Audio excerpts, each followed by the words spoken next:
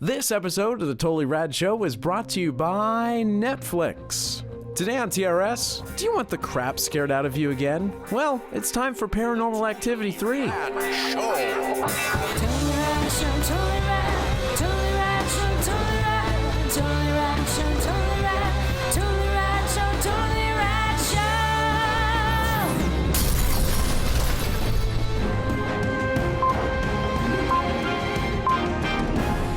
Today in movies, we are talking about Paranormal Activity 3.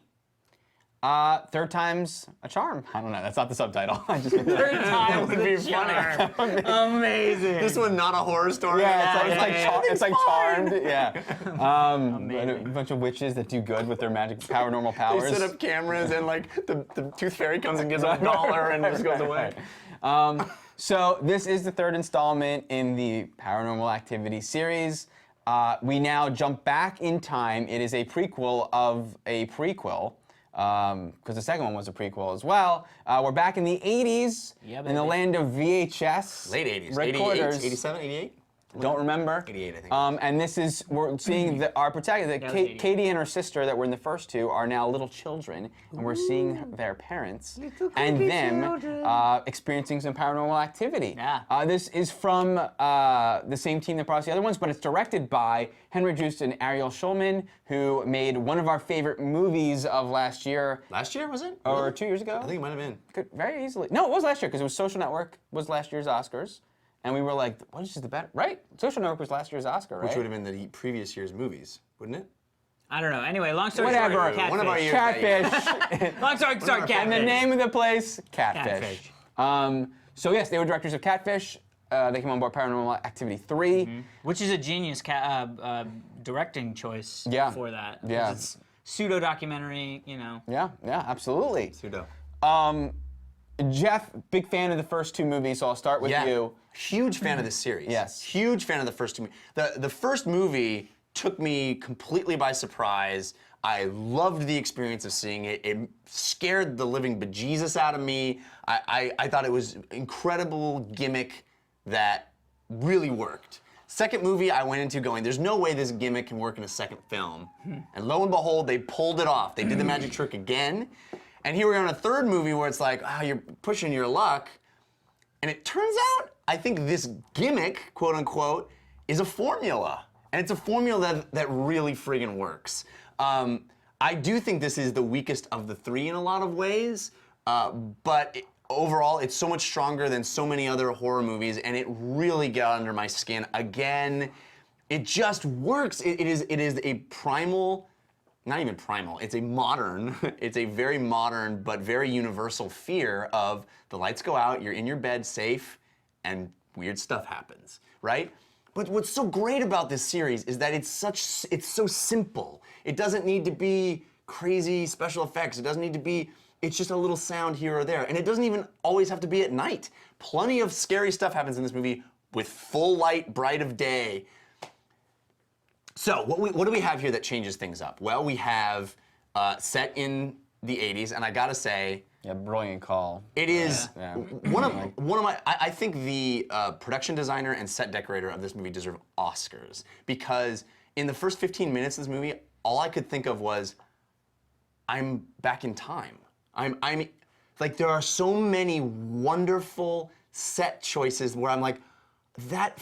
I remember like the being in chairs that and living room, in that house, and seeing those toys, and nothing is like put there, you know, like that 70s show way of like, look at how crazy this is. It's all very subtle and genuine, and it feels right. But the best thing about the movie is also sort of the worst thing about the movie, in that because that stuff is so good, when I see, especially like the two male actors in the film, feel very contemporary. They feel very of the now, like the facial hair and the hair, it feels very now. And I know a lot of that stuff is throwback to the 80s, but I couldn't help thinking that they didn't fit. I thought the females felt very 80s, but I didn't think that they really fit. And I will say though that the two young girls, they get wonderful performances out of, and the way that they manage to, you know, these movies are based on static shots, you know, cutting between static shots. the way they managed to get movement into the camera in this movie is pretty clever, and it adds a lot of spine-chilling stuff. It's great. I loved it. Yeah. Alex, you saw the first one, but you never saw the second one. Yeah, so you're going to offer a unique perspective on this. If you are coming from Alex's perspective on this. Yeah, saw the first one. Liked the first one. Didn't love the first one. Yeah. This is what we're all thinking, who have come to this unique perspective of seeing the first and the third, but not the second. Right. Liked the first one a lot. Didn't really love the first one. Yeah. And I have to say, I kind of preferred this over the first one. It was scarier in a lot of ways. There were more sort of jump things. They had a couple moments that were just flat out some of the creepiest, weirdest stuff that I've ever seen. For sure. I've ever seen. Never has a room full of old people scared me as deeply to my center as it did in this movie. Simple. It's so simple. So simple. Simple. And you guys, not to slight this in any way, but you guys need to see Insidious. Yeah. Because, I mean... It's like, you don't even know. You don't even know. Painful. So, so I had a blast. And, you know, I mean, the things that they were able to do, there's a whole Bloody Mary sequence, which is just like 10 minutes of me just scared shitless. I saw you going like this. Scared shitless. I mean, I woke up the day after.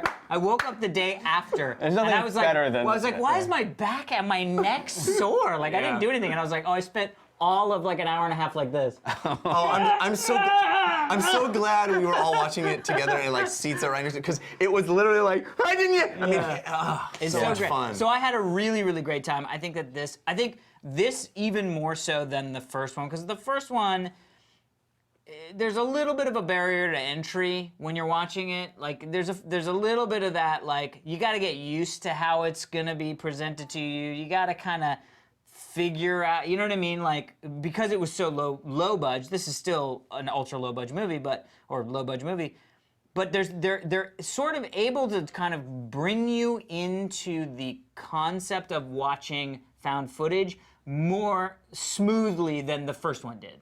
The first one, it took, you know, the first couple minutes, you're sort of like, I don't get it, so I'm just watching, you know, at least for me. I found the opposite to be true, but... Interesting. Well, you are incorrect. False. What I am so impressed with and surprised by is that the Paranormal Activity started out as this, like, it was a unique, one-of-a-kind, shocking experience. No one expected. It had this unique story. They made it in a house. No one thought it was super low budget, and it took the nation by storm. Holy crap. And that little one-of-a-kind, unique experience has turned into, I think, one of the finest horror trilogies that exist. Yeah, and it's a franchise. One of the finest trilogies of movies that exist. 3 solid movies. And I remember thinking in the second one that what I loved about the second Paranormal Activity is that beyond the gimmick of the movie, of we're seeing it's found footage and all that, that if this was a more traditional narrative, the fiction behind the Paranormal Activity is wonderful and holds up next to a movie like Insidious or Poltergeist or whatever. It's got a great horror movie premise. And the third movie, you almost feel like you've just seen Poltergeist. Yeah. You know what I mean? Like you don't really feel like you have just seen found footage. You know what I mean? Yeah. You really feel like you were seeing a cinematic expression of these events. Which is crazy. It is. Yeah. No, but I mean like a really non-security camera version. Right. Of Yeah. the movie. When you walk out, you feel like you've been through story. a real. Yeah. Genius. And this furthered that fiction. At first I was concerned that it wasn't as interested in that. And by the end of the movie, we do get an expansion on that fiction, and it is wonderful. And it does a wonderful thing. You alluded to camera movement, and in a genre where control over what you see is what creates tension. They did a very smart, crafty thing in creating that tension. My only major complaints were, because we've been through this a few times, kind of like Back to the Future, like, although like a little bit tedious to like someone doesn't believe. Like you said, they've created a formula, and I kind of felt the formula this time around, and I kind of wish we could have skipped those parts, or there'd been a shorthand for that. If you hadn't seen 2, you wouldn't even be thinking about it. Maybe, but it's still the same as the first one. Like we still have that kind of formula. And what I also wanted more of, because this one started to get into not just paranormal stuff being scary, but people being scary. And it did that fairly late in the game, and I think that may have helped with the tedium that I was experiencing of the formula. I could have done with that in bigger doses, but it certainly was powerful. I think it ramps up powerful. earlier than either of the first 2 movies and sustains a heightened level of... What the? Yeah, I mean, there's a long sequence at the end that feels like 10, 15 minutes of just... I get exasperated by how tense I am. Yeah. And the first 2 movies had about a minute of that, and it just lasts so long, and you can't even handle it. And it's similar to, I mean, you know, oddly similar to the father of them all, Blair Witch Project. Yeah. Like, strikingly similar, yet so much more deftly handled. And you brought up these kid actors, like, I don't even, I'm so impressed by getting those kind of performances out of children, or maybe it's just in the way that you have to shoot a movie like this. Yeah. Exactly. I don't know how those kids handled the production of the movie. Yeah. You know what I mean? It's still a magic trick, even though it probably was a lot of just going in with them until they found what they had. But still, it's an accomplishment. Crazy. So much fun. And a wonderful trip down memory lane, as you said too. I loved feeling my childhood just like, in this movie. like the couches, couch, and the wallpaper, and like there's a lamp that I'm like, oh my god, I was in my friend's house and he had that. There's so much attention to detail there. This is why what I disagree with you is that it seemed like they cared. The first one I thought that was one of the best found footage movies in buying into why they're filming what's happening, and this movie seemed to say, and it's almost like we had this tacit agreement, like. It doesn't matter. You filming.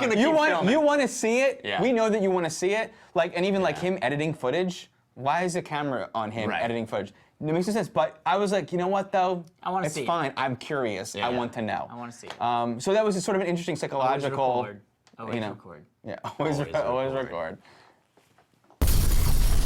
All right, everybody, be sure to stick around. We're going to answer one of your Twitter questions, but first we want to thank our sponsors, Dan Trachtenberg. That's right, Netflix, guys, with more than 23 million members. That's a lot of members. Netflix is the world's largest subscription service, instantly streaming TV episodes and movies directly into your eye holes. Yep.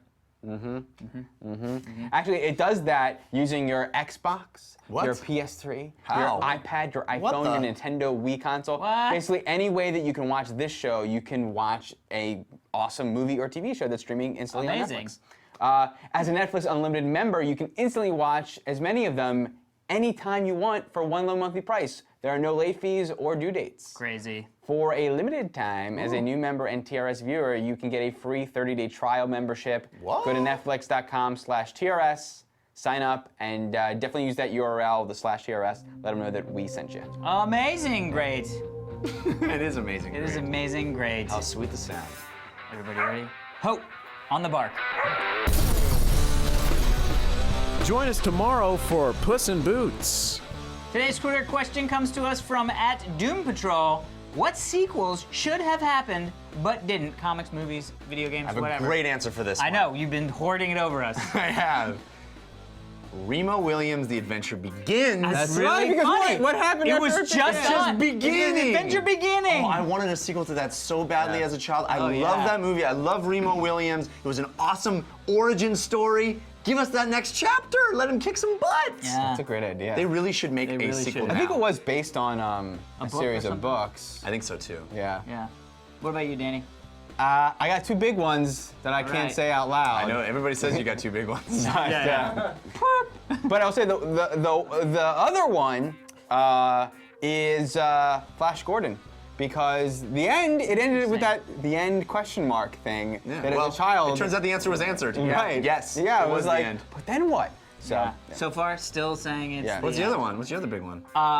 Well, the Last Starfighter and Big Trouble in Little Oh, China. you stole my Last Starfighter, because I think Last Starfighter's won. That? Well, it says Last Starfighter, right, in the title. No, but that doesn't mean that it's the last time Doesn't that say the adventure Starfighter will. begins in the title. It did. That is Last a Starfighter. genius call. Yeah.